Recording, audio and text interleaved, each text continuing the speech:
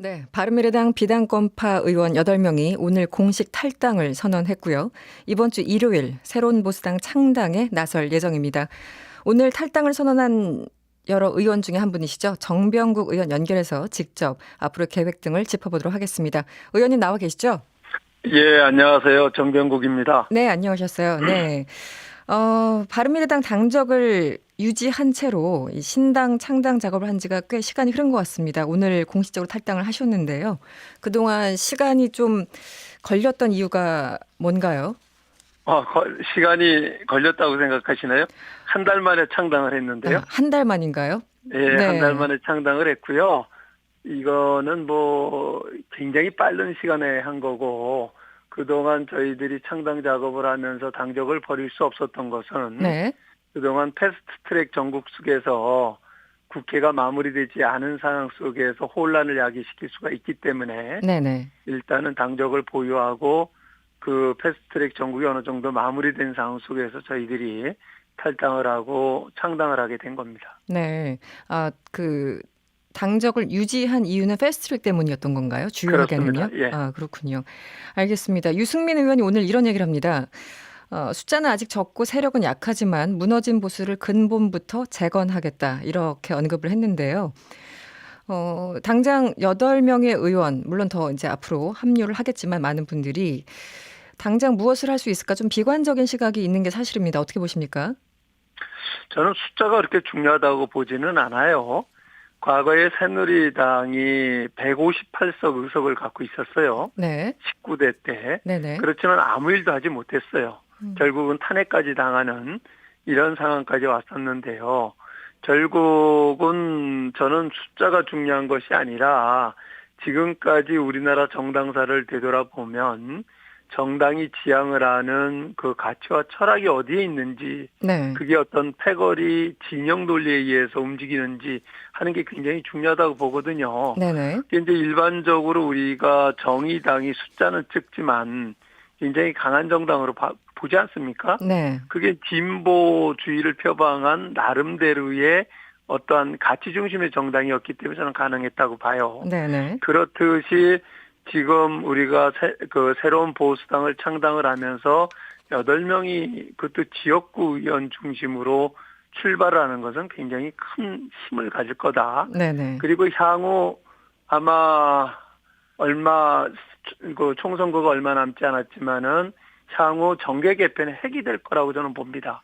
이게 바로 새로운 보수당이 지향하는 것이 바로 우리 보수 진영에서 우리가 새롭게 변화시키려고 하는 정치 세력의 모습이 될 테니까요. 네네. 그렇기 때문에 한번 지켜보시면 알겠지만 앞으로의 정계 개편의 핵이 될 거라고 저는 봅니다. 보수 재건이라는 것은 조금 더 확장적으로 생각한다면 보수 통합까지를 염두에 두고 말씀을 하실 것 같은데요.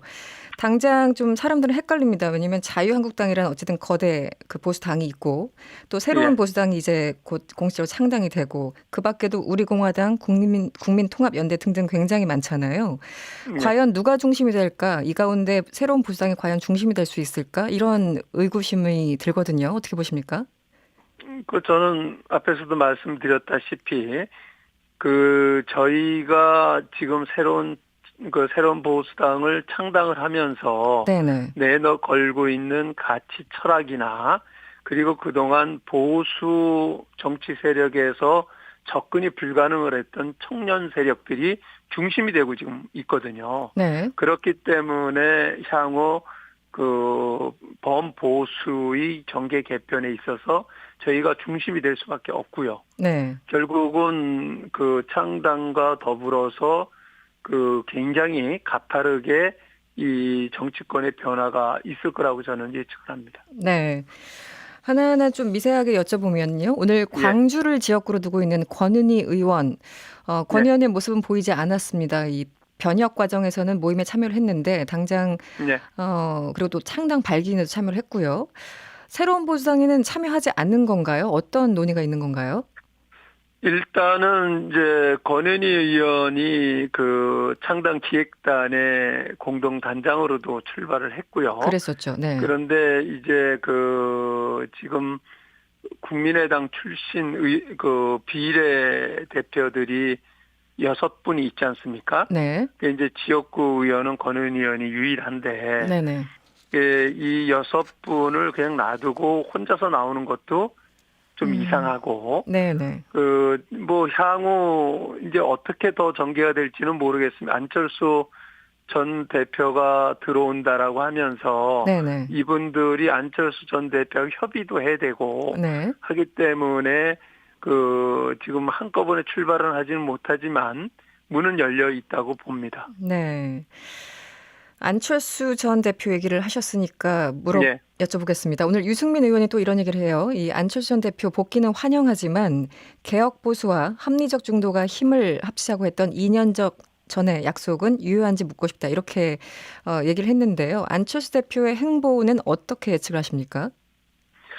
뭐 저희가 예측하기는 어렵고요. 네. 다만 오늘 그런 입장을 표명했던 거는 저희가 비록 바른미래당은 탈당을 해서 새로운 보수당을 창당을 하지만 네. 바른미래당을 창당할 당시에 그 창당 정신은 저희가 가지고 나온다 하는 것을 오늘 선언한 거고요. 네. 그렇기 때문에 이제 그동안 뭐 누구 탓할 문제는 아닙니다만 어쨌든 간에 저희가 바른미래당을 창당했을 때의 그 창당 정신이 그 당시의 당사자가 아닌 분이 들어와 가지고 네. 많이 그것을 왜곡시킨 부분들이 있었어요. 네. 지금 현재 남아있는 사람들조차도 그 부분에 대해서는 굉장히 부정적으로 지금 보고 있기 때문에 그 창당 정신을 가지고 나왔기 때문에 거기에 동의를 한다라고 하면 안철수 전 대표도 함께할 수 있다는 의미죠.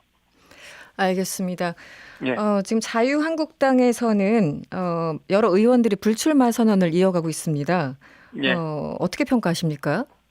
저는 뭐 참 안타깝게 생각이 들어요. 네네.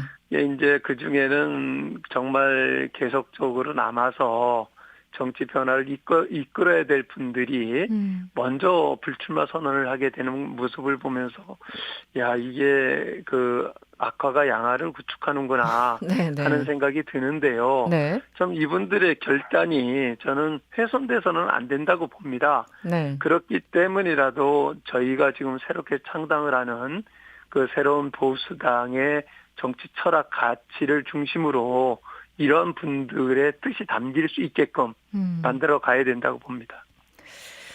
지금 그 한국당에서 리더십 문제도 얘기가 나오고 있고 등등 이제 좀 복잡한 상황이 된 것 같습니다. 새로운 보수당과 자유한국당이 힘을 합치는 가능성은 얼마나 보십니까? 저는 뭐 지금 자유한국당 내에서 네. 자유한국당 이 상태로는 안 된다는 것 아니겠어요? 네네. 그리고 보수 대통합을 해야 된다라는 네. 얘기도 나오고 있고 네. 절실하게 지금 바라보고 있지 않습니까? 그런데 그냥 합치는 게 능사는 아닌 거죠. 그리고 국민들의 눈높이에 맞춘 그 통합이라고 하는 것은 네. 진정한 보수의 가치 철학을 제시를 하고 그것을 실현할 수 있는 정치 세력화를 요구하는 거거든요. 네. 그렇기 때문에 저희가 그것을 먼저 던진 거고 그리고 이 뜻에 함께하는 사람들이 다수이고 또 통합을 해야 된다고 하는 당위성에 대해서 동의를 하기 때문에 네. 저는 이 새로운 보수당이 창당한 이후에 그 통합 논의는 굉장히 가속화될 거라고 봅니다. 가속화될 것이다. 예. 네, 짧게 하나 이 문제를 좀 여쭤보고 싶어요. 연동형 네. 비례제에 대해서 이 한국당이 네. 헌법 소원을 청구했습니다. 이 부분은 네. 어떻게 보십니까? 이미 지금 현 선거 제도가 네네. 그 표의 등가성 문제로 인해 가지고 헌법 불합치 결정을 받았잖아요. 네네. 그래가지고 이게 이제 선거법을 개정하는 과정 속에서 연동형 제도가 제시가 된 건데 네. 그게 말만 연동형제지 실질적으로 연동형제가 점체가 아니잖아요. 아주 일부의 흉내만 낸 거죠. 이 자체는 헌법 불합치를 받은 것에 대한 답이 아니다. 네. 이런 차원에서 저는 한번 헌법재판소에 판결을 받아볼 필요성이 있다고 봅니다. 네, 알겠습니다. 지금까지 새로운 보수당 창당에 나선 정병국 의원이었습니다. 오늘 말씀 고맙습니다. 예, 감사합니다.